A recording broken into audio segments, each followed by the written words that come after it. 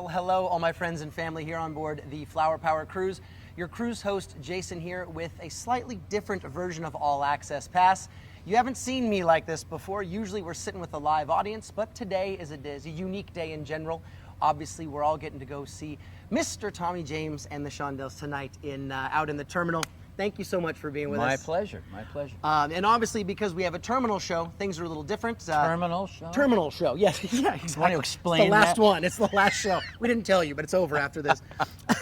Because we have the show out in the Pan American Terminal, we have to do the interview out here as well. So apologies for not having a live audience, of course, but all of you get to see this on television. First and foremost, thank you for being a part of this. My pleasure. Listen, we're having a ball, and I want to say hello to you, of course, Yeah. and your audience, and the people who made this journey. I mean, I'm really very honored to have been asked to be here. How was your journey getting here? Well, it was fun. We flew down from New York. Mm-hmm. I mean, it's fun. I mean, it's a It's a great journey. airplane ride. It was a nice Yeah. airplane ride. You made it. Wasn't too long. And you know, it's my first time in Puerto Rico. I have never right on. been as many places as I've been on this earth. Puerto Rico is never one of them, and so I'm really excited about being here. Did you get to look around at all? Or A little bit, yeah. And so when you got the call that the Flower Power Cruise 2019 was Sure. hoping to get Tommy James, were you anxious? Were you nervous? Did you hesitate, or were you excited to come be here? What does No, it mean? listen, this date has been in for a couple of years. I know. And of course, we did the Flower Power commercial, Yep. and which was a lot of fun, which got re-edited into the Woodstock years. But I really am very honored and privileged to be here. I mean that sincerely. Well, I know I speak on behalf of our audience. Trust me, we have about 2,000 people on board this ship that are beyond excited to see Well, your great. show. That's wonderful. And to have you with us, because we're on our 4th Flower Power Cruise, and we get a lot of acts back. People love it, so Sure. we encourage acts to return to us. But you're a first timer, and anytime we get a chance to introduce an act for the first time, of course, Well, is a that's big great. deal. Look, the ship is magnificent. It's Beautiful, huge. isn't it? I got to tell you, it's a, I don't know it's a little universe. It is. It's a floating city. It is. It's amazing, and so anyway, I'm really glad to be here. It's our own little floating Woodstock. It's our own little floating San Francisco Well, we'll make this it week. that But tonight. yeah. I quickly wanted to step back in time, if you don't mind. Mm-hmm. One of the things our audience loves to hear about is, tell me about the beginning of Tommy James and the Shondells. How does it begin? Early 1960s? Yeah, well, basically what happened is I'm from a little town in Michigan called Niles, Michigan, and I've started my first band really when I was 12 years old. 12. Should have been sent to my room, but I started my band. We were called the Tornadoes, and Tommy and the Tornadoes. Tom Gotta be. and the Tornadoes. Tom and the Tornadoes. And so, we worked around Niles and got a little reputation, had a little record deal when I was 14. That kind of came and went.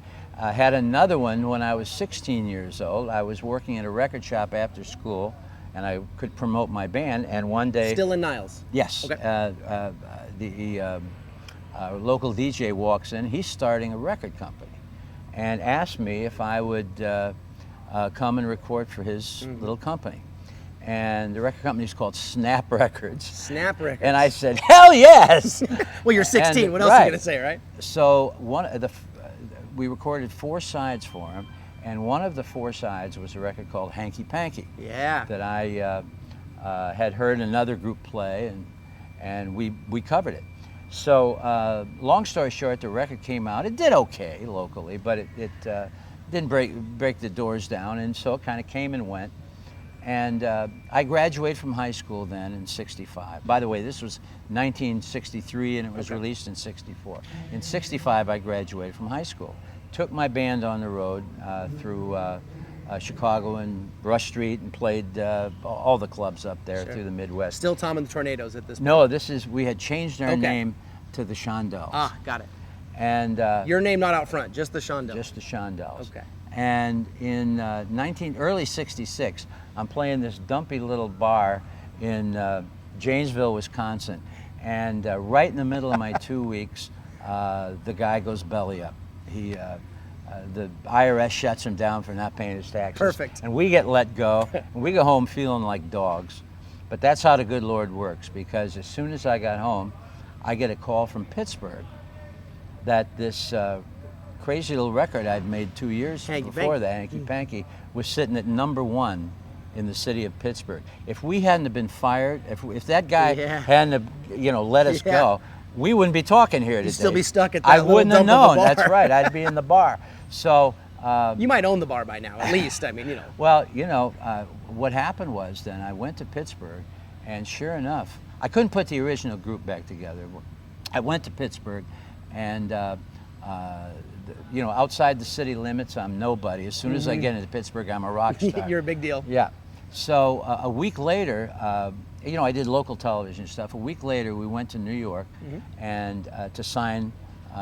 We had a regional breakout in the trade papers, and we went to New York to sign with a major label to release it globally.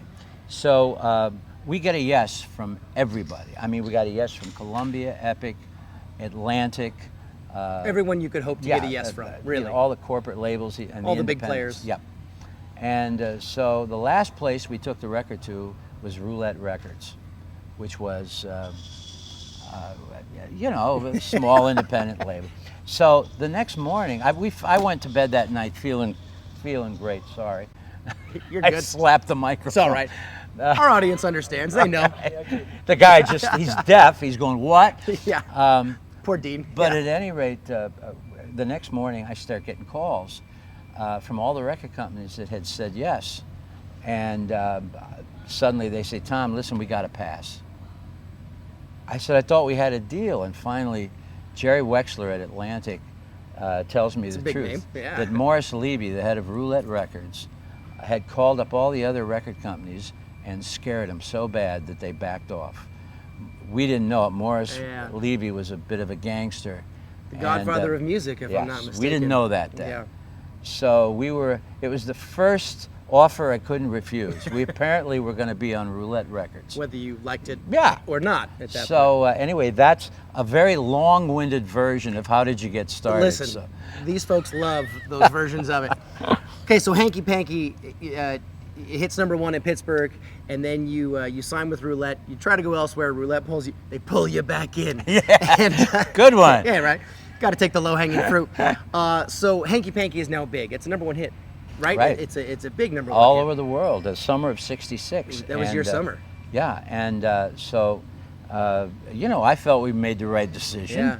Yeah. Of course, what we didn't know when we signed with Roulette, and we found out incrementally, was that Roulette, in addition to being a functioning indie label, was also a front for the Genovese crime family in New York. True story. Yeah. And we learned, we started recognizing people. We started, Sure. we'd meet somebody in Morris's office. And by the way, Morris was right out of Central Casting. I mean, he talked like this. And shaking hands with him was like grabbing a catcher's mitt. you Yeah. know. Envelops your whole pocket. Yeah. So Morris was every bit a gangster and played the role to the hilt. So he is what people, not to dwell on this, he is what people envisioned. Yes, if but he they- was also very smart. He was Yeah. a smart music man.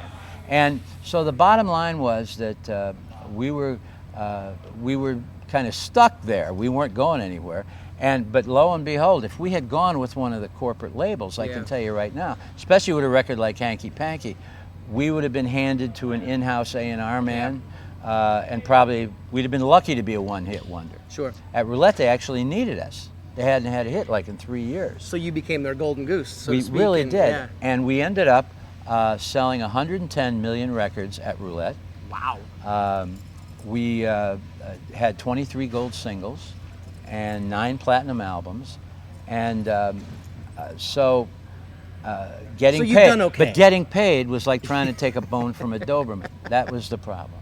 So we constantly had to ask ourselves, do we want to try to get out of this? Sure. Or because we were having such success. Sure. And I can imagine that has to be if you're recognizing that you're not getting paid correctly or the royalties aren't right or whatever was happening, you probably have to really ask yourself that question carefully. Are you prepared to Several go times. Are you prepared to go have that The only conversation? problem was we were good earners. And really, seriously, other artists had tried to leave And you know, the Jimmy Rogers story where he Yeah, yeah. tried to leave in the 50s and took him to court, and he ended up, they left him for dead on an LA freeway. And he was never the same after that. So we were very aware that we were playing with fire. However, we were making money from a lot of other sources. You know, we were touring. We had commercials, BMI and ASCAP and all the performing societies, and so we were doing all right. But we were, you know, mechanical royalties were just not going to happen. Sure.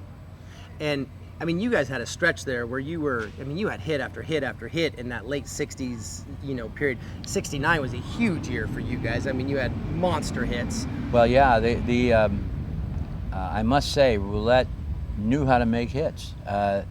We had some interesting times. For example, they were great at selling singles. They didn't sell albums all that great, you know, like Reprise Sure. and CBS and Atlantic.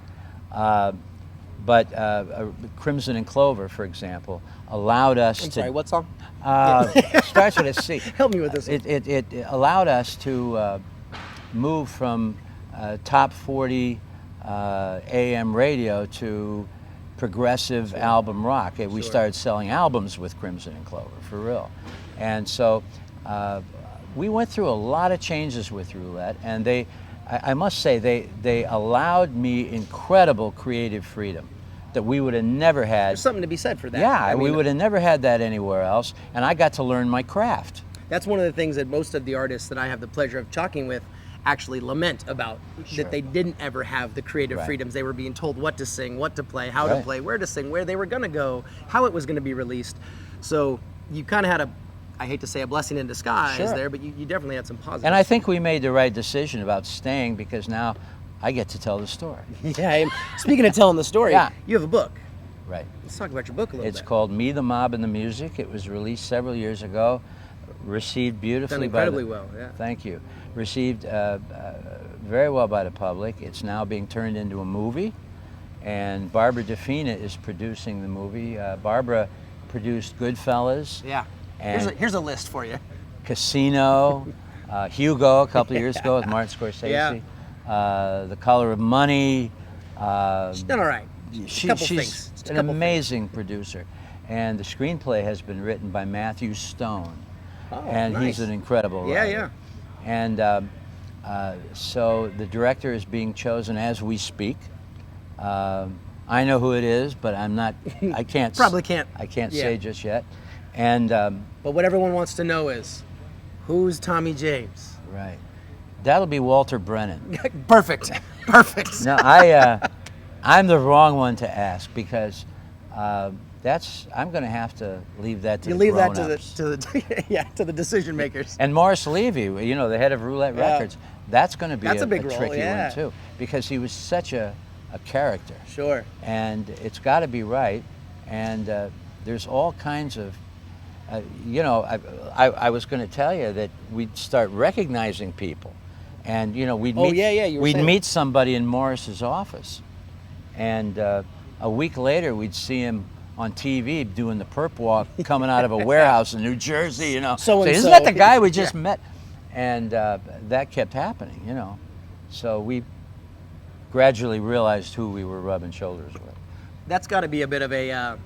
You're still young at that time too. I mean, you're still a kid, right? Yeah, young and stupid. Exactly. We'd have been a lot more afraid if we had. You're dumb enough not to take it seriously in that moment, right? Been a few years older. Not to know to be afraid. Yeah. Right. So obviously the book did incredibly well, and now is going to be a movie, and you're doing serious as well. I am. I'm very serious. Very serious all the time. Obviously. I have a show called Getting Together with Tommy James every Sunday on Sirius XM on the 60s channel. 60s on 6. Right. And it's from 5 to 8 Okay. every week. That's 3 hours a week. That's a lot of airtime. East Coast? Everywhere. 5 to 8. Oh, it's 5 to 8. Oh, 5 to 8 Pacific. Pacific. Yes. Okay, 5 to 8 Pacific. Excuse me, Atlantic. Atlantic. But what I'm trying to say is Eastern Standard Eastern Time. Standard Time. Yes. Got it. And so I guess you'll have to do the math. They'll figure it out. Right. Most of our folks are East Coasters, but they'll get there. I have no doubt. And what prompted you to want to go to Sirius and do something like a TV? Well, they or a asked radio me. show? They asked me to do it, and I got to tell you, I was very concerned. You know, it's one thing being interviewed and having someone else fire the questions. Sure. It's another thing to be on the other side of the mic and have to, you know, start conversations. Yeah, and drive the wagon. Yeah, so to speak. but I'm getting there. We just had our 1 year anniversary in March, and you know, I'm getting the hang of it. And just to keep you as busy as humanly possible, you have a new album. That's right. Yeah. It's called Alive, and it's just out this month, April 12th. And, So almost, my friends, almost. and digitally. And then it'll be out first week of June in physical form in the stores. And we're just starting to chart now. Talk to me about the direction you took before we get into where it's going. Sure. Musically, is it remasters? Is it new music? What can people expect? Well, we from it? did a song, a remake of I Think We're Alone Now, which is going to be in the movie. Oh, cool. And it's slow and acoustic, and it's going to be the closing credits to the movie, and totally different from the original record.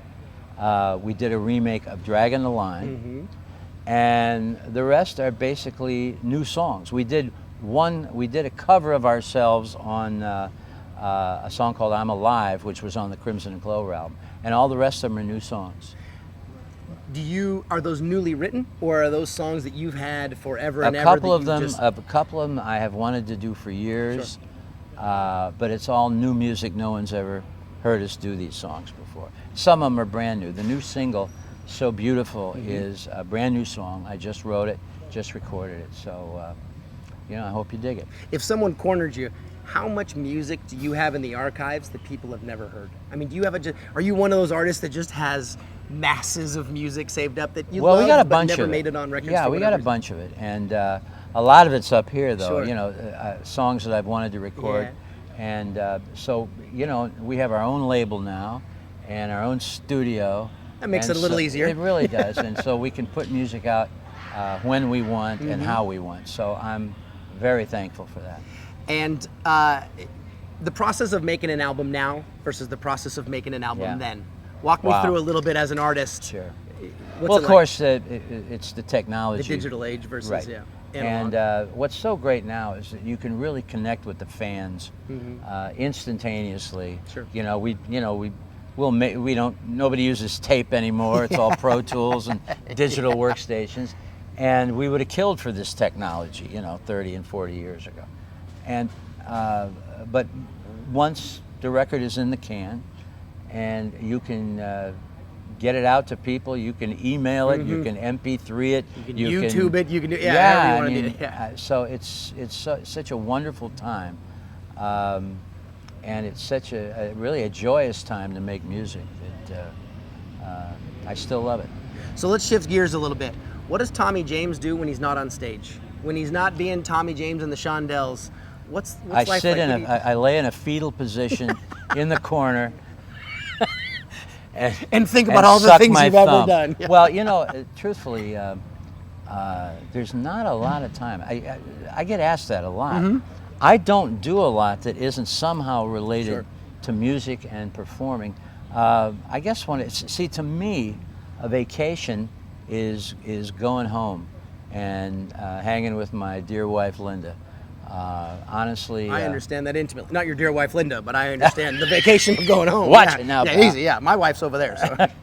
So, at any rate, to me, a vacation is not doing it, just, you know, vegetating. Sure. Doing absolutely nothing. That's right. How many dates a year do you still do? How much touring do you do? We'll do about 30 dates a year, That's still a good 35 chunk. maybe, because we're doing so many Yeah. other things right now.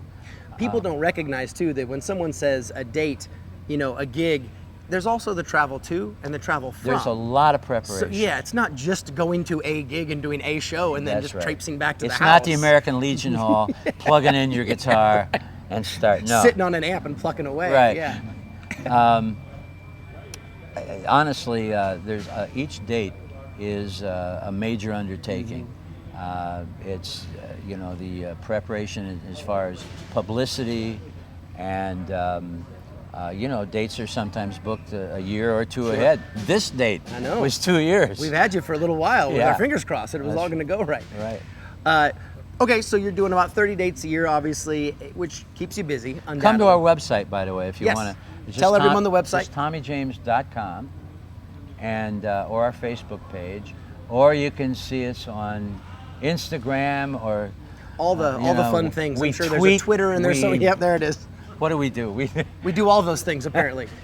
We social media. We'll just leave it Yes. there. We social media. We are all over it. And on TommyJames.com, I assume that has your touring schedule. Yes. Probably has links to your music, updates on the new album. I would assume all that. How fun right stuff. you are. It's almost like I've All grown up that on this stuff. stage. Yeah. And before we let you go, I know we got to get you over to sound check to prepare for the show tonight. Anything you want the Flower Power fans to know about you or about the show? Anything you want to tell these folks before Well, we just get out there? how much we appreciate them, and how good it is to be here. And I'm telling you, it's the fans and the good Lord that have allowed us to have the kind of longevity we've had. And you know, I love mixing it up with people. And I'm going to tag one last question, even though it was kind of my last one. What do you accredit your longevity to? There's a lot of bands that never made it, right? There's a lot of great musicians, a lot of great singers, a lot of great Besides performers. vitamin pills. Well, sure. Other than the doctor influence, yeah. Right. Well, honestly, Why are you still so popular? Why do people still well, love you so much? I appreciate it so much, and I just think there's a lot of good energy around the music. I feel the same way about the Beach Boys and the Beatles. Yeah. You know, I feel that fire for them, and I'm just so happy to that our music has had that effect on people. I really am. That's what it is, and so again, the fans and the good Lord. We see it. Trust me when I tell you that, and I'm speaking to the folks watching us on TV, and to you directly when I say the fans have been excited to get you on stage. Well, They've thank been you. talking about it, and on behalf of all of us, thank you for being here. Thank you Thank you so very much. much for doing the I interview, and appreciate it. look forward to a great show. All right, man. Thanks so much for joining us, my friends. I'm Jason here, your cruise host with All Access Pass, with the one and only Mr. Tommy James. Have a wonderful day, my friends. We'll see you out and about.